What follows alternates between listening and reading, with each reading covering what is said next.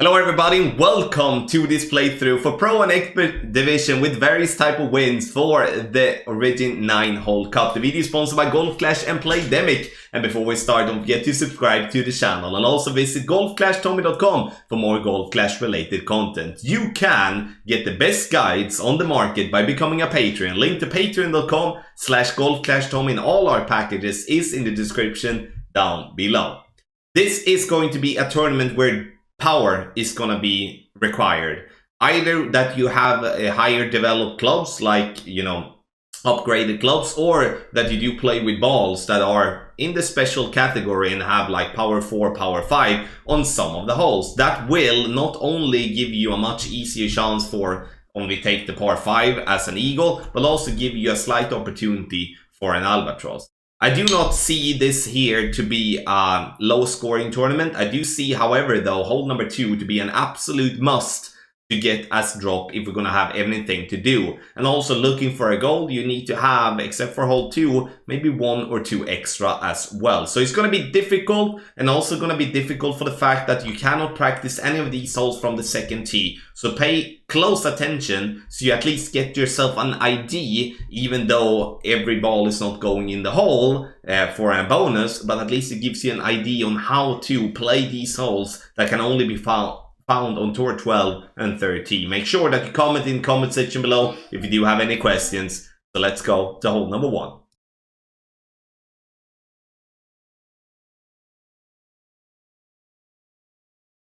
For hole number 1, we're playing a par 3 that we have been playing so many times. If we do have a flat out crosswind or we do have a headwind, we can play the rough bump above the bunker. And that's what I'm looking for to do already. I remember it was not a consistent one though, and therefore I would say that our main option should be bouncing before the rough and the bunker, using 3 bars of a backspin, and then we're using a little bit of side spin to correct for the wind. 1.5 bar of side spin is what I'm using with a 7.5 miles per hour. So basically my structure is the following: top of the red ring by the rough line with the ball guideline to the hole. Then I apply the backspin and the side spin needed to correct for the wind push. And then we adjust maximum distance with a 20% over adjustment, and then take our shot. And the ball, in this case, comes in very nicely in for an hole-in-one. A navigator ball is the only thing that is needed, but obviously the more wind resistance you are using, the easier it's going to be to handle the wind push. So it could be beneficial to use a Kingmaker for the wind 3, or you're using a special ball for wind 4 or for wind 5. That's completely up to you. As you noticed, I'm only using 1.5 bar side spin, which would make it possible to play with whatever type of ball that we're having, as every ball has at least side spin 1 except for the basic ball.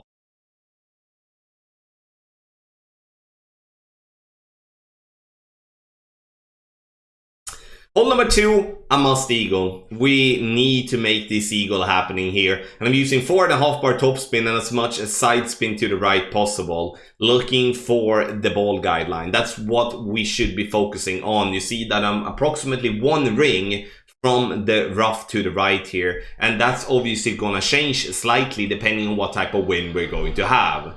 6.4 coming with a northwest tailwind. We adjust maximum distance with a 10% over adjustment, and then we push up to max.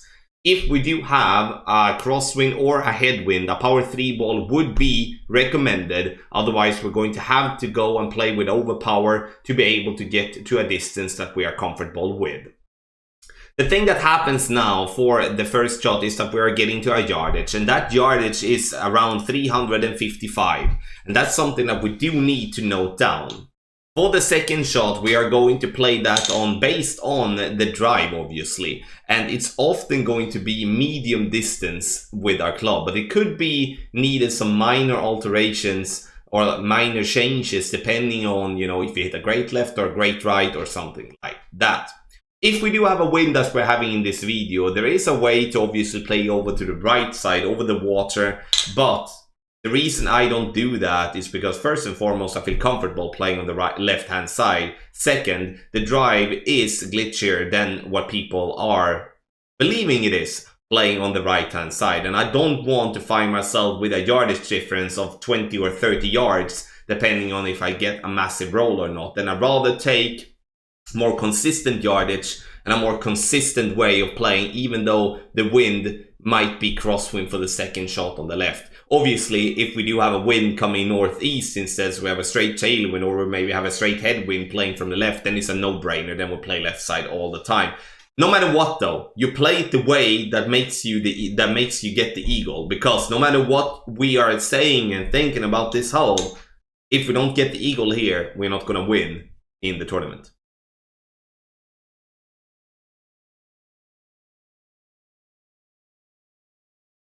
For hole number 3, we're going to play right-hand side, and I'm going to get back to why we should not play the left-hand side in just a bit.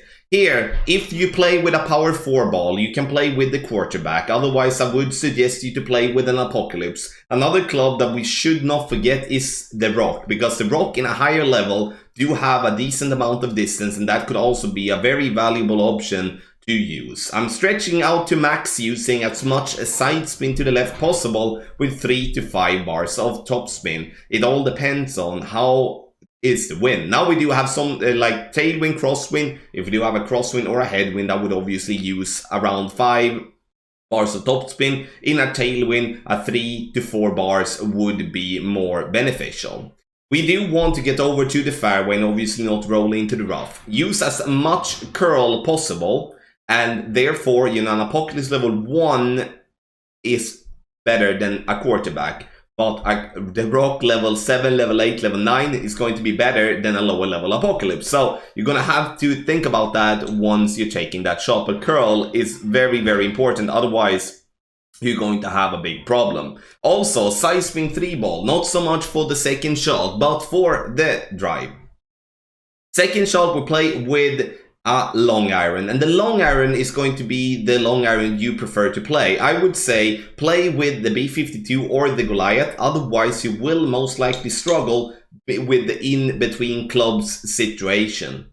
And if we do have a headwind for the second shot, or we do have a crosswind, a wood club will be in play many of the times. But if we do have a tailwind in any form, it's going to be a long iron basically every single time. 10% over adjustment for the drive. We play 10% over adjustment for the second shot as well. And even though we missed that one pretty much like way right, it's still going to be an okay opportunity from distance. You can use a special ball here as well. You don't have to play with a kingmaker, but obviously the more you reduce the wind, the easier the second shot is gonna get. I wanted to show you another approach here, and that's going to be with a wind 0 power 5 ball, giving us as much wind possible. 6 topspin, as much left possible, aiming just up there on the rock with an angled tailwind. And then we're going to apply a little bit more than 1 ball of curl, and then obviously try to hit perfect. The thing that we're going for here is the green. And those of you playing with a POC 5+ is going to have an advantage over those having lower level Apocs. But you can see even with an Apocalypse level 4, we get to the green side and we are having a very nice and easy wedge to making an albatross. So if we do have a tailwind, and if we do have this type of ball, I would literally suggest you to just bomb it, because even if you end up in the rough or into the sand very close to the green, that opportunity will be better than if you're going to lay up before, as I'm shown in the beginning.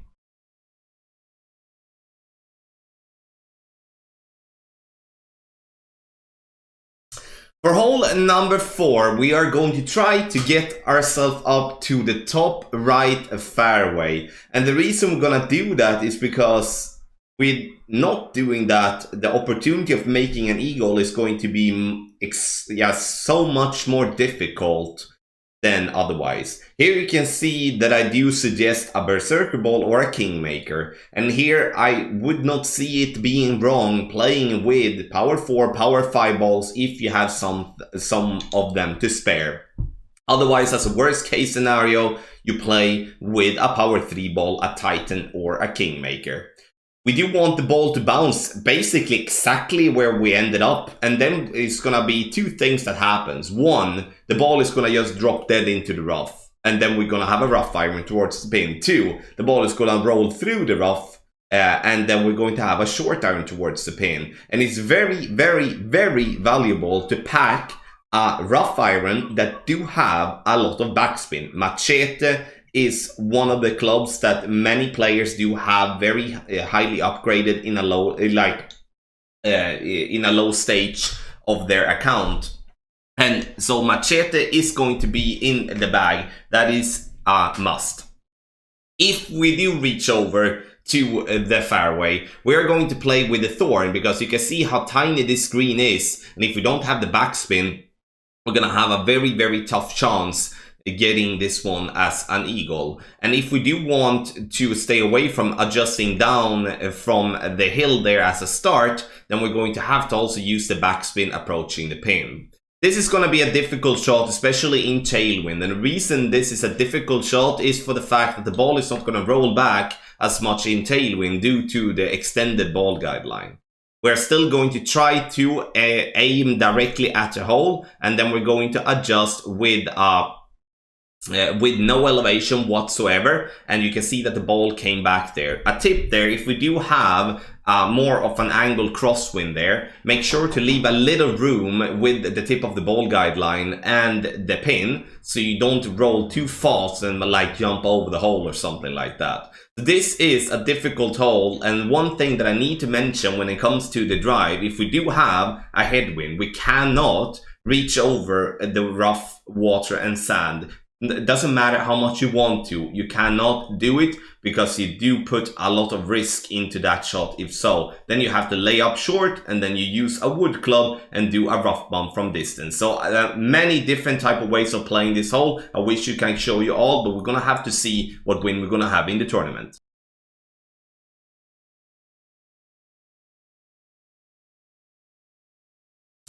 For hole number 5, we are going to play with the sniper or with the quarterback slash the rock. And playing with the sniper, we do want to have a ball with a lot of side spin, and therefore I'm choosing the Kingmaker here, so we can use side spin and move ourselves more out to the right, also to be able to find maximum distance of our club. Because if we can find maximum distance of our club and then aim with the ball guideline to the hole, then the only thing that is left to do is to find the correct adjustment. The problem with this hole is that it's very hard to get the same type of roll towards the pin all the time, and that we blame the fringe. Because the fringe there can either make you go very, short, or you can get a very, glitched roll towards the pin that you come into hot. And this is a hole where we are going to see some hole-in-ones, but it has always been very hard to find consistency on this par 3. 25% over adjustment, maximum distance numbers when we do play with a sniper. If we do want to play with a driver, or let's say like this, if we do have a headwind in any form, I would suggest us to go up and play with a driver. And the driver is gonna be the quarterback or the rock due to its accuracy and the good ball guideline, so we can actually aim for the pin without having to guess how the ball guideline is going to go. So obviously playing this hole, I would prefer a tailwind that would make it much easier. But with this type of headwind, we obviously going to have to survive that as well. Here on this hole, as a par 3, as every other par 3 in this tournament, I think from the second tee, it wouldn't be wrong to play with some sort of a special ball, like a win 5 power 3, win 5 power 2, win 5 power 1, something like that to reduce the wind, because we're playing with such a high elevation on the par 3s in this tournament. And therefore, it's going to be very hard and difficult to dial it in based on how much it's going to be affected by the second bounce. You can see that I'm pretty high up with the second bounce on the fringe, using as much left spin possible here, and the rest that I do hope is going to be made by the wind push. We adjust medium distance with a 25% over adjustment, because we are not in maximum distance. So medium distance, 25% over adjustment, and then it's time to take our shot. The ball is then going to fly, and it's going to bounce, and you can see that we have a very good line, but again, it's going to be very difficult to get both the speed and the direction correct by using a shot like that. So me, personally, I would go with a sniper bouncing towards the pin using some sort of a wind resistance ball. But obviously, as always with my notes, you will be able to play the same shot with a Kingmaker with good success.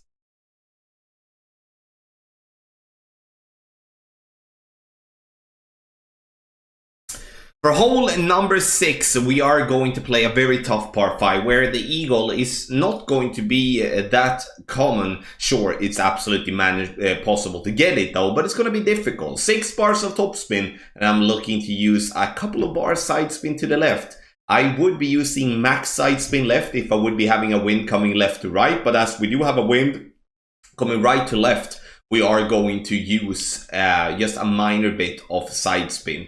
We're looking for the ball to have the first bounce on the fairway, obviously, then the second bounce just before the rough and the sand at the top, to be able to then gain as much distance possible by using the topspin. You can see we bounce, and then we roll into a very nice distance with this shot. A little bit too, much to the left to be comfortable with that shot, but we are going to have to push it very hard here, because if we don't get it up to where I am right now, we're going to have to play with max overpower many of the times if we're using a power 3 ball. You see that I'm suggesting wind 3 power 4 ball as well, and if you can play with a power 4 ball or even a power 5 ball in some sort, then that should be a very good thing to do, because then you have the distance even though you might go short with your drive. Because otherwise, if you go short with your drive, you cannot reach for the greenie too, and you have to lay up short, and then the eagle is definitely going to be very difficult to claim.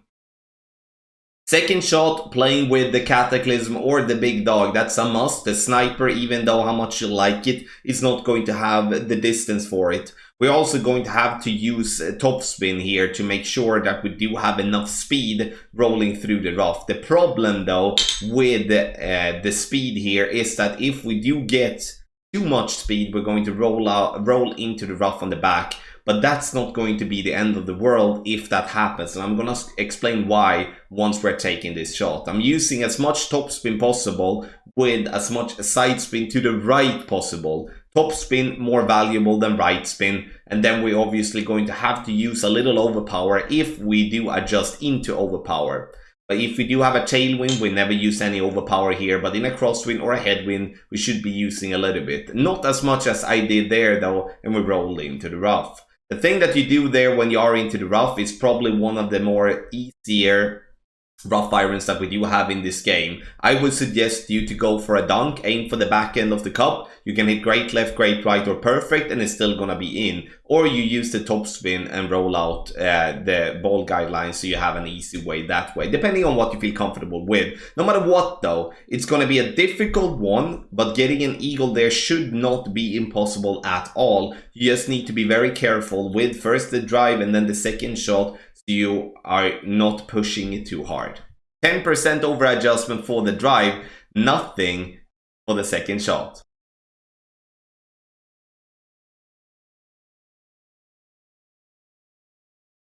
For hole number 7, we are going to play a par 4 where we do have a very good opportunity making an eagle. And the reason I say very good opportunity is because we can play with higher level clubs and therefore play down on the right hand side.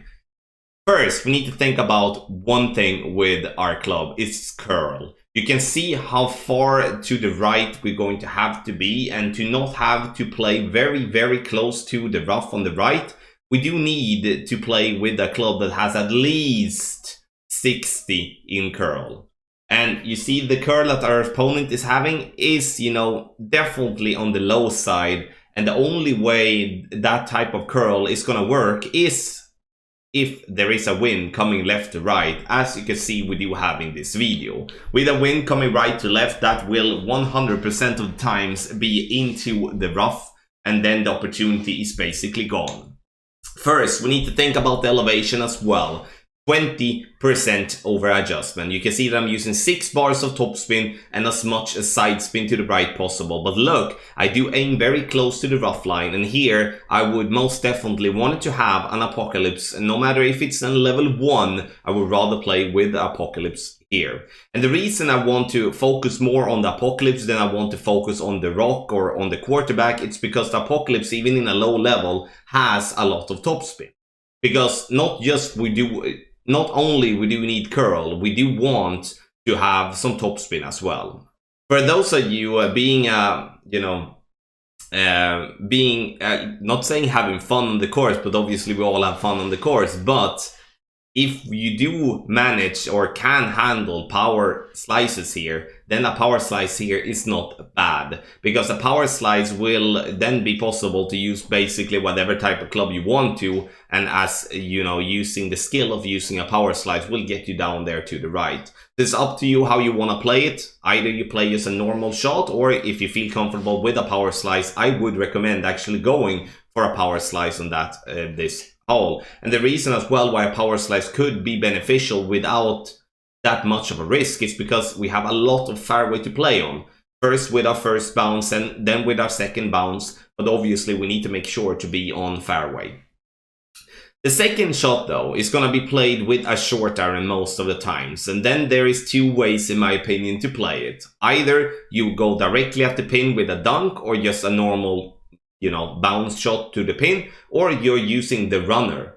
The runner you could use using topspin, which will then be a rough bump by using a lot of topspin with the runner. The reason I can suggest that is because we have had that type of play in the tournament before, not in expert or in pro, but in master especially. But I do definitely think that the runner here could be a very good thing to go for the rough bump, and therefore remove the second bounce effect here that it's gonna be. You see that we're playing it massively downhill, and the further down you're getting, the less the elevation is gonna be. The further up you are on this fairway, the more elevation you need to play with. So I'm trying to go for a dunk, not really close, but in the end, if we find a way where we consistently can get a good distance with our drive, and then either go for the rough bump with the runner, or we just go a normal shot towards the pin, then that's going to be a very good opportunity. Last but not least, if we do have a straight tailwind, we can attempt getting to green. I'm not saying you will get to green, but you should be having no issues to get close to the green and have a rough iron or a sandwich towards the pin. But that would require having a straight tailwind using a power 5 ball. 20% over adjustment for the drive, and have in mind once again, the second shot plays all from 0% up to even 40%, depending on how high or how low you are on that fairway.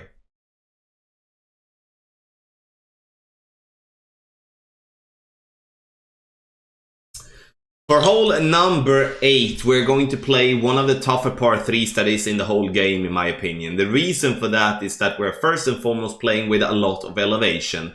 30% downhill from the tee is gonna be massive. Then second, you see where the pin is. It's behind the bunker, which means that we need to come in from the left. And if we don't have a wind coming left to right, we're going to have to either use curl or play very dangerously close to the bunker. And it's very easy that when you do have a wind like this, and you feel a bit scared of playing as close to the bunker as you need to. And this is going to be par 3, where players that are used to Tour 12 is going to have an advantage, even though it's from the second tee. But knowingly how to play that close, you saw how close that was, and our opponent is still missing to the left. Using a wind 5 ball in any form is not bad. I think it's more, into the correct area, based on the fact that we do need to reduce the wind to control the moment between the first and the second bounce. You can see that I'm having the katana. You can see how close I'm aiming to the bunker line here, but you're also going to notice how much I miss to the left side of the pin when making this adjustment.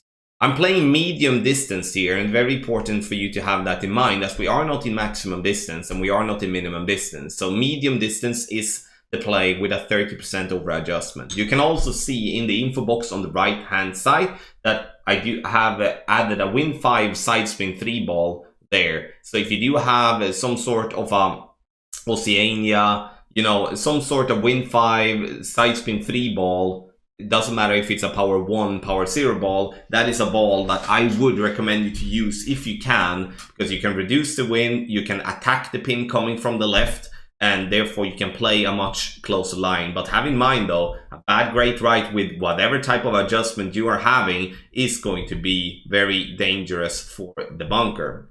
If you do have a driver with a good topspin, which could be a Thor Sammer, which could also actually be an Apocalypse in that way, and then you can go for the Sand Bump. Not recommended in Tailwind or Tailwind or Headwind, but could be a viable option in Crosswind.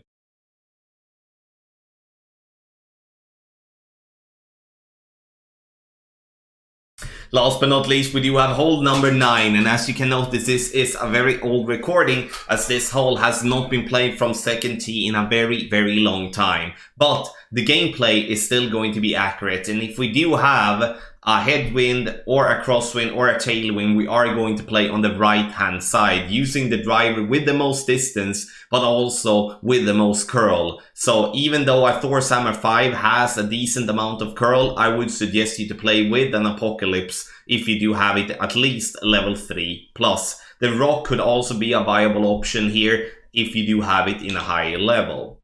You see that I'm playing with a power 3 ball, but also with a power 4 ball in headwind. You will be able to give yourself a little bit room for error, especially you can remove a little bit of overpower. So once again, I want you to think about that and look at the ball types that you're having in your bag to see if you can use something that gives you a little bit more distance, because all of the par 5s in the tournament, including obviously this one, is very long and requires a lot of, focus to do well. You can play in the center as our opponent is doing. The thing that we do have to do there, think about there, if you're using the first pad, you need to use a club with a lot of topspin. Otherwise, you will clip the rough and roll very short, which will be very difficult when it comes to the second shot. If we do have a headwind or a crosswind, once again, the Cataclysm will be the better club to use for the second shot, especially if you don't have a maxed out sniper. If we do have a tailwind in any form, then we will also have reached further with our drive, and then it makes sense to play with the sniper. So you really need to pay attention to what wind we have in the tournament, and if we can use the sniper, we should be using the sniper, as we do have a better ball guideline and therefore can attack the pin in a much better way.